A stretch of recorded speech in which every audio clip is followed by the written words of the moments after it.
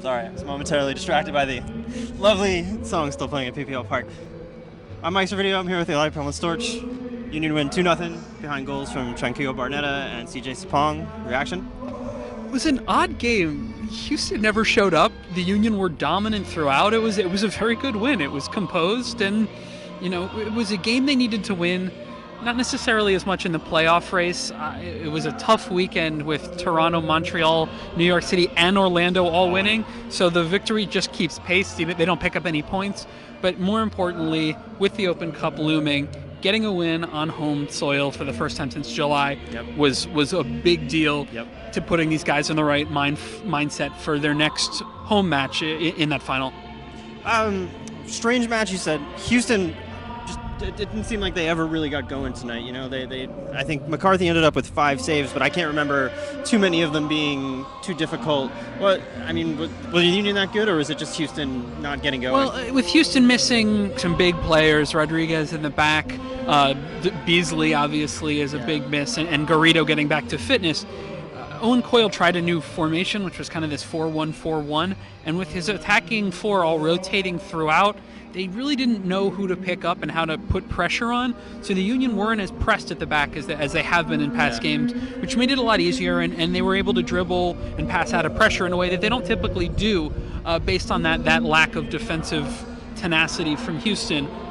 But still, you have to give the Union a lot of credit for coming out and doing what they needed to do. A.J. Cochran in particular looked absolutely atrocious at left center back, and the space around him was easily exploited. And the Union they kept getting in behind, and Houston had a lot of trouble tracking the runs of Barnetta, of Maidana. Sapong occupied 2 bodies up front. Wasn't his normal dominant self in the air. David Horst did a very good job in the air. I thought he did too. But Sapong was still able to make space for himself, and his runs to that front post, they caused havoc and got him back on the score sheet, which is another important thing for them, going into these big matches. Well, let's talk about the 2 goals a little bit, and let's talk about the midfield especially. Chaco Maidana comes back in after serving his 2-game suspension, comes back into the center. Tranquillo goes back out wide. How did you think that worked? I think it worked well. Maidana, there wasn't a lot of end product today, but he was everywhere.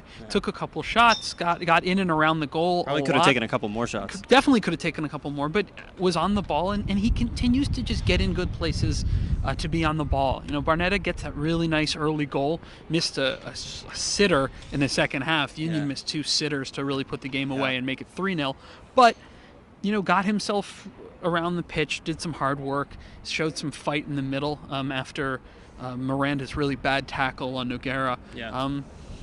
Probably should have been yellow carded at least 2 times, but, you want to see guys that come in and fight for this team, and if someone takes that kind of cheap shot, a 30-year-old who just got here being the first guy in someone's face is really good to see. We saw it on Twitter. I think the Union fans were supportive of Barnetta stepping absolutely. up. And I think even if he had gotten the yellow card, I don't think anybody would have batted an eye. No, that's the kind of thing you want out of a leader. And the next time you want that to be a younger guy doing that for him, because you didn't bring Barnetta here to be your enforcer. You brought him here to score goals and win games. Yeah. But it was a great example to set and really showed his passion for this team after a really short time. We talked about Maidana coming back into the side. The other player comes back in tonight is Maurice Adu. Slots back into his regular center back role. Pretty quiet night, like we said. Houston not much of an attack. How did you think he performed tonight? He did well. He was a little slow on the ball a couple times, and probably should have been punished for one of them with a cheap giveaway. But for the most part, it was a really good outing just to get him back. Yeah. Will Bruin was just dreadful on the night. His touch was bad, made it really easy for Maurice Adu to reintroduce himself, reinsert him into the lineup. And while Steven Vittoria has done some good things over the past month, the difference is so visible. Not just in terms of the chemistry and the positioning Adu brings, but the ability to dribble out of the back and just the ability to keep the ball. Vittoria is so guilty of just smashing the ball into touch, and Marquez, being a younger guy, already does quite a bit of that himself, and having Adu be really willing to take the ball down, step on it, slow the play down and make a couple passes, that was a big deal. It'll be different against New England if he does play. Jim Curtin alluded to that, and we'll talk about that in a minute. But it'll be different against New England. It'll be different against Sporting Kansas City because, whether it's Lee Nguyen and Charlie Davies or Dom Dwyer and Benny Feilhaber and Espinoza, all those guys, they're not going to give you the kind of time that Houston gave the Union tonight. But in terms of getting 90 minutes under his belt after that injury, it was a really good night. We saw John McCarthy starting goal again tonight. Do you think that this tips Jim Curtin's hand a little bit, that he's leaning towards McCarthy for the Open Cup final? Absolutely. Yeah. McCarthy, in my opinion now, is Jim Curtin's guy for the Cup. I'm not saying I agree with it. I do not agree with it. I think Blake is the better goalkeeper. You saw in the first half McCarthy make 4 or 5 mistakes, whether it was kicking straight to touch or sloppy handling. Both of David Horst's headers, the first one that came off the post, he was slow to react. He was slow to react. Luckily, reacted and clawed the ball off the line, but it was, that first reaction. And then the second one, Horst gets to the near post and he's on the ground. So if that ball's on target, that's a goal. Yeah. So, but he recovered really well, made some good saves in the second half, and looked a lot more certain with his hands. I'd expect Blake to go in New England, which with what sounds like it'll be more of a second team going up there. And if we want to talk about that now. Let's talk about that. I mean, I think Jim Curtin alluded a little bit to it in his press conference that we might see a couple of, or maybe perhaps 11 new faces. He certainly said that his team is not going to be caught out in the Open Cup by not being fresh enough. And you read into that what you will, but it seems pretty clear that he's going to go ahead and rest some bodies. So whether that's Maurice Edu, maybe, I wouldn't. They have 4 center backs, so I would expect the 2 center backs who aren't going to play in the Open Cup to play in New England. And whether that's Ethan White and Stephen Vittoria, it's not ideal, but that's fine. And there are guys out there that need a rest. I think Aristeguieta is a guy who should get a start, so you can make sure that CJ Sapong is fresh. Mm-hmm.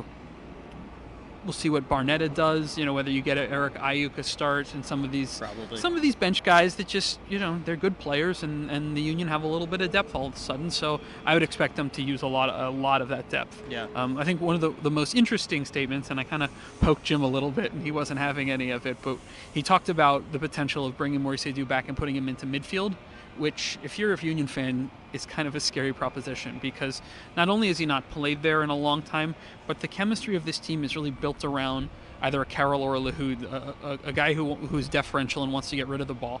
And Edu isn't that guy in midfield. He's a guy who wants the ball. And every time Maurice Edu is on the ball in the midfield, that's time that Vincent Nogueira isn't.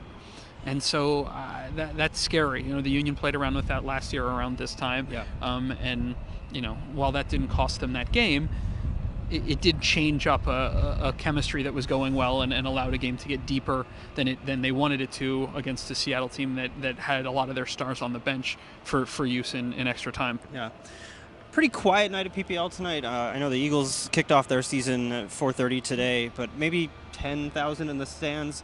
Do you think we should start being worried about how many people we're going to have here for the Open Cup final? I don't think so. I think that game was that Eagles-Cowboys game is a game that people don't miss, and with the timing of it, it just messed with people's schedule. So I expect it's kind of a shame they can't get the game in on a weekend to make sure that everyone's here, but I still expect a very good turnout. It was an excellent night last year for the Open Cup final. One of the best atmospheres that I think I've ever experienced in the stadium. And I don't expect anything different going into next Wednesday when Kansas City comes to town.